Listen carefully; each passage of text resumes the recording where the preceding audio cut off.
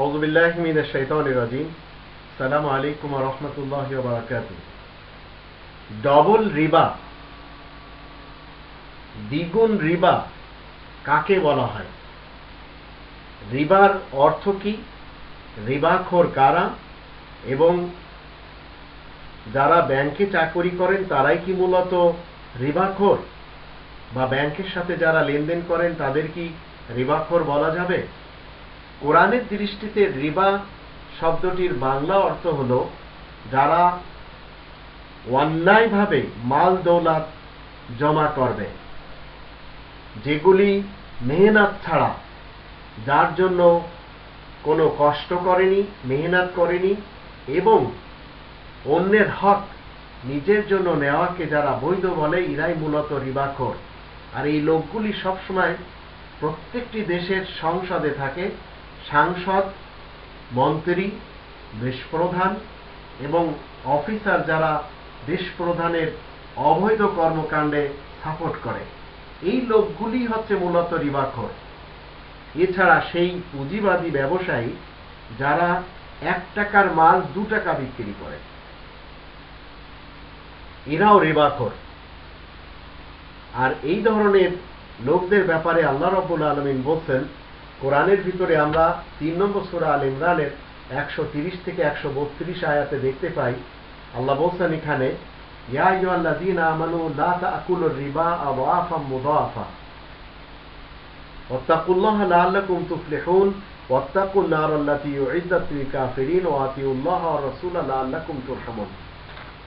আপনি ব্যবসা করবেন, পুঁজিবাদী হতে পারবেন না। মাল্টি লেভেল মার্কেটিং এর যে সিস্টেম, এগুলি কেন বৈধ এবং এগুলি কেন কোরআনের খুব কাছে? কারণ মাল্টি লেভেল মার্কেটিং এ একটি জিনিস সেটা আমরা জানতে পারি, সেটা হচ্ছে মূল্য নির্ধারণ থাকে। কোম্পানি থেকে একটি জিনিস তৈরি করা হলো, এই জিনিসটি একজন কাস্টমার কাছে পৌঁছার জন্য তার একটি মূল্য নির্ধারণ থাকে। কিন্তু সাধারণভাবে আমরা দেখতে পাই যারা সরকারের তত্ত্বাবধানে যেসব পুঁজিবাদী রয়েছেন, তারা শ্রমিকদের পারিশ্রমিক কখনো দেন না, এমনকি শ্রমিকদের ঠকায়ে আর বাজারকে এত ডাউন করে দেন তারা, যে তারা নিজেদের মুনাফা দ্বিগুণ, 3 গুণ এইভাবে চক্রবৃদ্ধি আকারে তারা মুনাফা খান। তো আল্লাহ নিষেধ করেছেন এখানে। আল্লাহ বলছেন, তোমরা যারা ঈমান এনেছো শোনো, তোমরা রিবা ডবল খাবে না। আপনি 1 টাকার একটা জিনিস যদি কেনেন, সেই জিনিসটি আপনাকে বিক্রি করতে হবে 1 টাকা 99 পয়সা পর্যন্ত। 2 টাকা বিক্রি করবেন, আপনি রিবাখোর। কোরআনের দৃষ্টিতে মূল্য প্রত্যেকটি জিনিসের নির্ধারণ করা দুনিয়ার প্রথম দিন থেকে। এর জন্য আপনার কোনো ফিকা, কোনো হাদিস, কোনো উসুল বালাগতের অনুসরণ বা অনুসারী হতে হবে না, অনুসরণ করতে হবে না।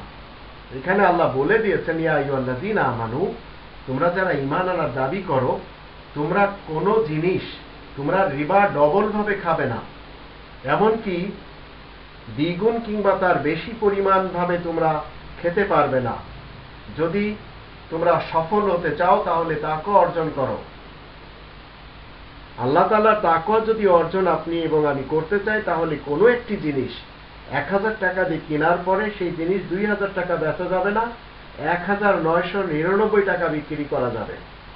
1999 টাকা এবং 99 পয়সা আপনি বিক্রি করতে পারবেন, 2000 করলে আপনি রিবাখোর। তোমরা সেই আগুনকে ভয় করো যা কাফেরদের জন্য, আয়াত গোপনকারীদের জন্য তৈরি রাখা হয়েছে, আর তোমরা আল্লাহ তাআলার অনুগত হও আর রাসূলের অনুগত হও, যেন তোমাদের উপরে মেহেরবানি করা যেতে পারে।